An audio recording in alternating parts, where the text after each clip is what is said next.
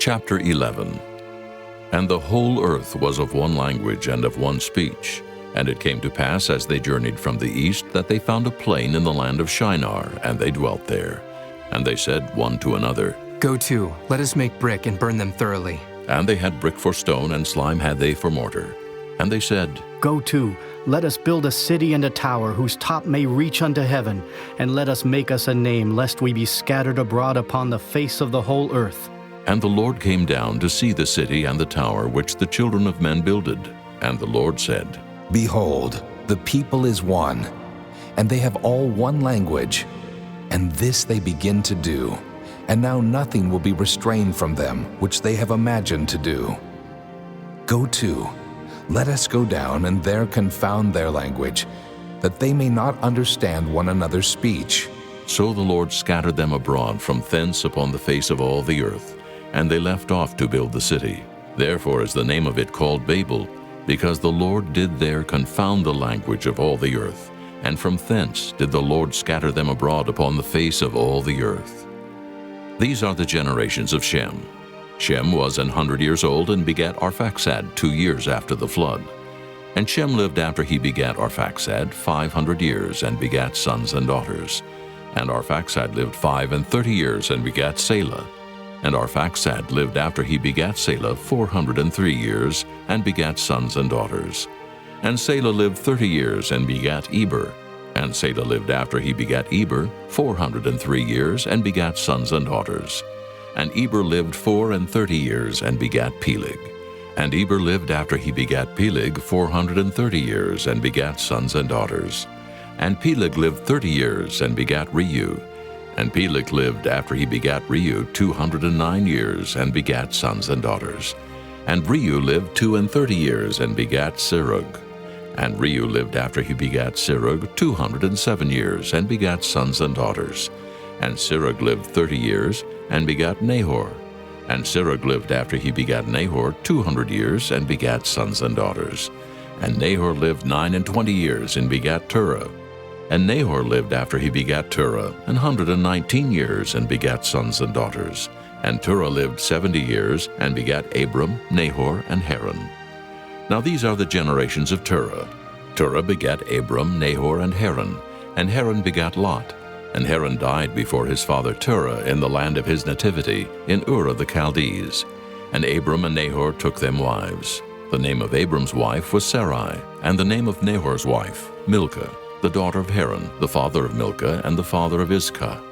But Sarai was barren, she had no child. And Terah took Abram his son, and Lot the son of Haran his son's son, and Sarai his daughter-in-law, his son Abram's wife. And they went forth with them from Ur of the Chaldees to go into the land of Canaan. And they came unto Haran, and dwelt there. And the days of Terah were 205 years, and Terah died in Haran.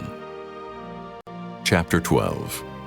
Now the Lord had said unto Abram, Get thee out of thy country, and from thy kindred, and from thy father's house, unto a land that I will show thee.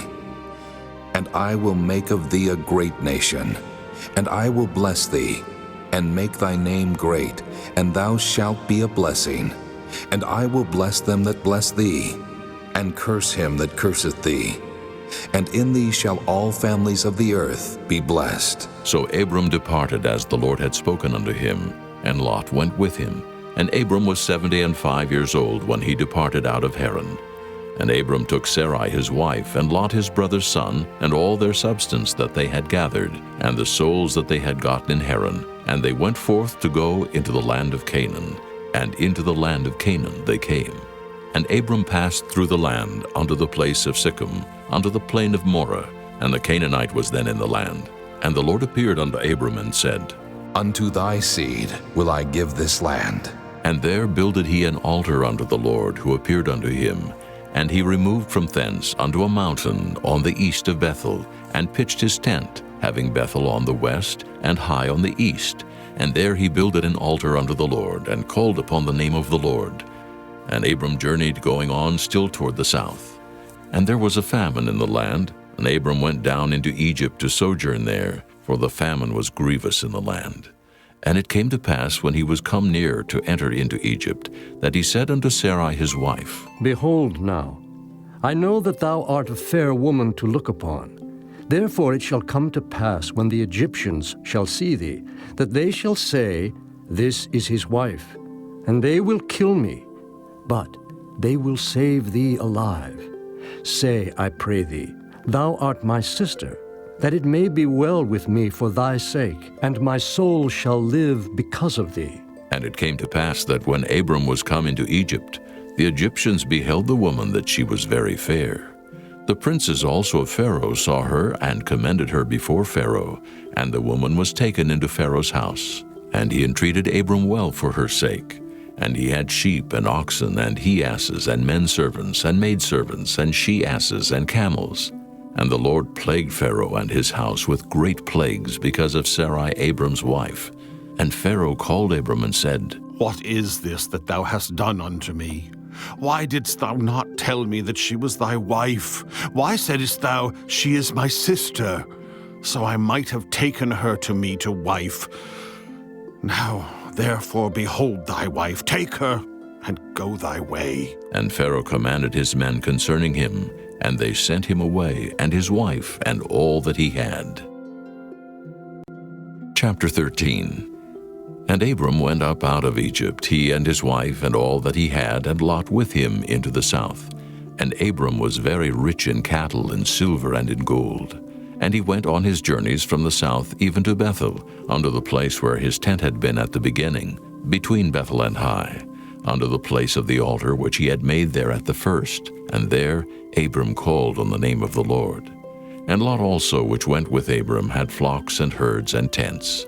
And the land was not able to bear them, that they might dwell together, for their substance was great, so that they could not dwell together. And there was a strife between the herdmen of Abram's cattle and the herdmen of Lot's cattle. And the Canaanite and the Perizzite dwelled then in the land. And Abram said unto Lot, Let there be no strife, I pray thee, between me and thee, and between my herdmen and thy herdmen, for we be brethren. Is not the whole land before thee? Separate thyself, I pray thee, from me. If thou wilt take the left hand, then I will go to the right. Or if thou depart to the right hand, then I will go to the left.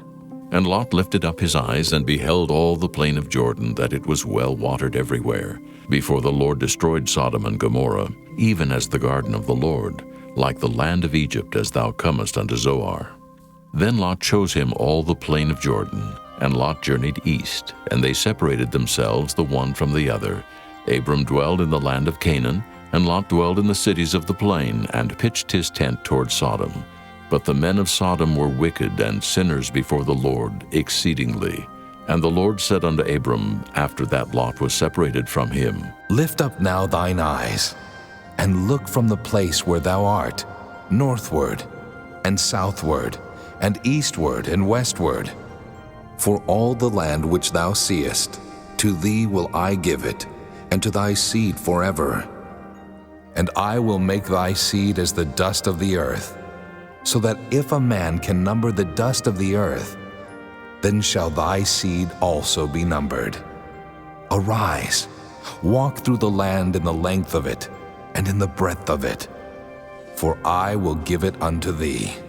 Then Abram removed his tent, and came and dwelt in the plain of Mamre, which is in Hebron, and built there an altar unto the Lord. And seeing the multitudes, he went up into a mountain, and when he was set, his disciples came unto him. And he opened his mouth and taught them, saying, Blessed are the poor in spirit, for theirs is the kingdom of heaven. Blessed are they that mourn, for they shall be comforted. Blessed are the meek, for they shall inherit the earth. Blessed are they which do hunger and thirst after righteousness, for they shall be filled. Blessed are the merciful, for they shall obtain mercy. Blessed are the pure in heart, for they shall see God.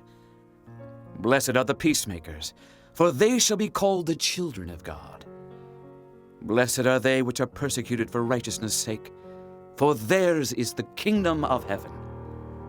Blessed are ye when men shall revile you and persecute you, and shall say all manner of evil against you falsely for my sake. Rejoice, and be exceeding glad, for great is your reward in heaven, for so persecuted they the prophets which were before you. Ye are the salt of the earth. But if the salt have lost his savor, wherewith shall it be salted? It is thenceforth good for nothing, but to be cast out, and to be trodden under foot of men. Ye are the light of the world. A city that is set on an hill cannot be hid. Neither do men light a candle and put it under a bushel, but on a candlestick, and it giveth light unto all that are in the house. Let your light so shine before men that they may see your good works, and glorify your Father which is in heaven. Think not that I am come to destroy the law or the prophets. I am not come to destroy, but to fulfill. For verily I say unto you, till heaven and earth pass, one jot or one tittle shall in no wise pass from the law, till all be fulfilled. Whosoever therefore shall break one of these least commandments, and shall teach men so, he shall be called the least in the kingdom of heaven. But whosoever shall do and teach them, the same shall be called great in the kingdom of heaven. For I say unto you, that except your righteousness shall exceed the righteousness of the scribes and Pharisees, ye shall in no case enter into the kingdom of heaven. To the chief musician upon Nehiloth, a psalm of David. Give ear to my words, O Lord. Consider my meditation. Hearken unto the voice of my cry, my King and my God. For unto thee will I pray. My voice shalt thou hear in the morning, O Lord. In the morning will I direct my prayer unto thee, and will look up. For thou art not a God that hath pleasure in wickedness, neither shall evil dwell with thee. The foolish shall not stand in thy sight. Thou hatest all workers of iniquity. Thou shalt destroy them that speak leasing.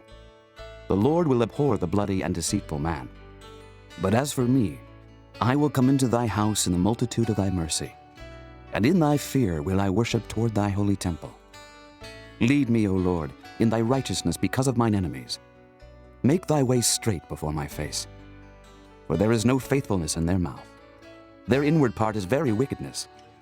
Their throat is an open sepulchre. They flatter with their tongue. Destroy thou them, O God. Let them fall by their own counsels. Cast them out in the multitude of their transgressions. For they have rebelled against thee. But let all those that put their trust in thee rejoice. Let them ever shout for joy, because thou defendest them. Let them also that love thy name be joyful in thee. For thou, Lord, wilt bless the righteous. With favor wilt thou compass him as with a shield.